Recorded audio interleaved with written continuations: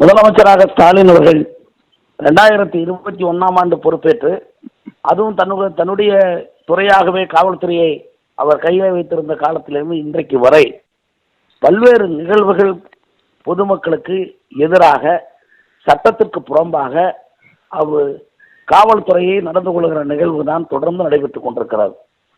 சட்ட ஒழுங்கு பிரச்சனை தமிழகத்திலே தலைவிரித்து ஆடுகிறது என்று எல்லோரும் சொல்லுகிற போதெல்லாம், முதலமைச்சர் என்னுடைய காவல்துறையை போல ஒரு நல்ல காவல்துறை கிடையாது, இந்தியாவிலேயே தமிழகத்தினுடைய காவல்துறை தான் சிறப்பாக செயல்படுகிறது என்று பலமுறை அவர் மார்த்தட்டி கொண்டே இருந்தார். இப்பொழுது கடைசியிலே இன்றைக்கு குப்புற கீழே விழுந்திருக்கிறார். ஒருவேளை மன்னிப்பு கேட்பது முக்கியம் அல்ல, அதாவது அந்த உயிரை திருப்பி கொடுக்க முடியுமா? அவர் ஒன்று புரிந்து கொள்ள வேண்டும். முதலமைச்சராக இருக்கிறவர், அவர் தன்னுடைய துறையின் தவறுக்கு மன்னிப்பு கேட்கிறார். ஆனால் துறையை ஒழுங்காக அவர் நிர்வகிக்க முடியாத ஒரு இயலாமையை நாட்டு மக்கள் மத்தியிலே ஒத்துக்கொண்டிருக்கிறார். அதுதான் உண்மை. இயலவில்லை என்றால் துணை முதலமைச்சர்கள் நீ ஏற்கனவே உங்களால் முடியவில்லை என்று தானே துணை முதலமைச்சரை வைத்திருக்கிறீர்கள். காவல்துறை துணை முதலமைச்சரிடம் கொடுத்தாவது இந்த நாட்டு மக்களுக்கு ஒரு உதவி செய்யுங்கள். அதையும் விட்டுவிட்டு இப்படி மன்னிப்பு கேட்பதால் உங்களால் முடியவில்லை, இயலவில்லை, ஆட்சியை பரிபாலனம் செய்ய முடியவில்லை, ஏன் நீங்கள் வைத்துக்கொண்டு இந்த பதிவு வைத்துக்கொண்டு இன்றைக்கு பரிதாபமாக இந்த நாட்டு மக்களை கொள்ளுகிறீர்கள்? காவல்துறை கொள்ளுகிறது என்றால் அதை விட முதலமைச்சர் கொள்ளுகிறார் என்றுதான் பொருள். காவல்துறை ஒரு சாதாரண ஒரு சிட்டிசனை கொள்ளுகிறார் என்றால் அது முதலமைச்சர் ஒரு குடிமகனை கொள்ளுகிறார் என்றுதான், கொலை செய்கிறார் என்றுதான் பொருள்.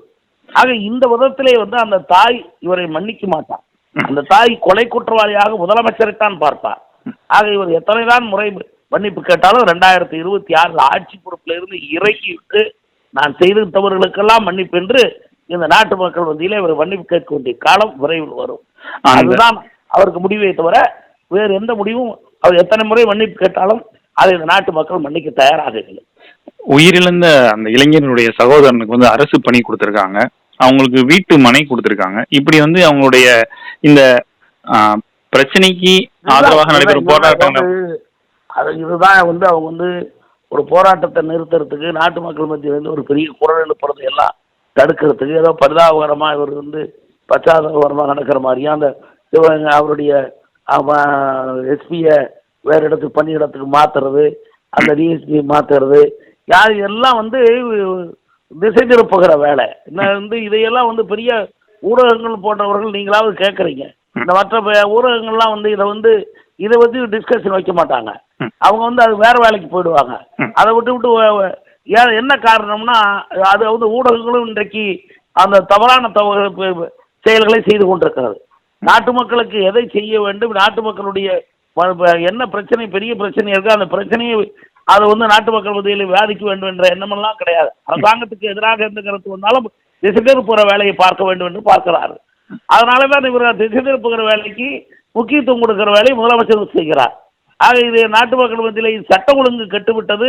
போலீஸே ஒரு சாதாரண ஒரு காவலாளியை, கோயில் காவலாளியை கொள்ளுகிறார்கள் என்ற நிலையை அது பின்னாடி வைத்து கொட்டடியில் வைத்து அடித்துக் கொண்டிருக்கிறார்கள். ஆக அப்படி ஒரு நிலை வந்தபோது அதுக்கெல்லாம் காரணம் சொல்ல வேண்டிய முதலமைச்சர், ராஜினாமா செய்ய வேண்டிய முதலமைச்சர் இன்றைக்கு இவர் அரசு பணி தருகிறேன், இது ஒரு வீட்டு பணியாது, அரசு பணி என்பது அரசாங்கத்தினுடைய பணியை தருகிறார், உன் காவல்துறையை விட்டு அடிப்பாய், இதெல்லாம் இந்த அதிகாரத்தை எல்லாம் ஏற்கனவே ஒரு சரியாக பயன்படுத்தாதனால காவல்துறை தவறாக நடந்து கொள்கிறது. ஆக அதிகாரத்தை தவறாக பயன்படுத்திய குற்றவாளி முதலமைச்சர் ஸ்டாலின். இன்றைக்கு அவர் வருத்தம் தெரிவிப்பதாலோ அல்லது இழந்த பிள்ளையினுடைய இன்னொரு பிள்ளைக்கு வேலை கொடுப்பதாலோ அது ஒன்றும் பெரிதாக ஆகிவிடப் போவதில்லை. நன்றி சார். வணக்கங்க. வணக்கம்.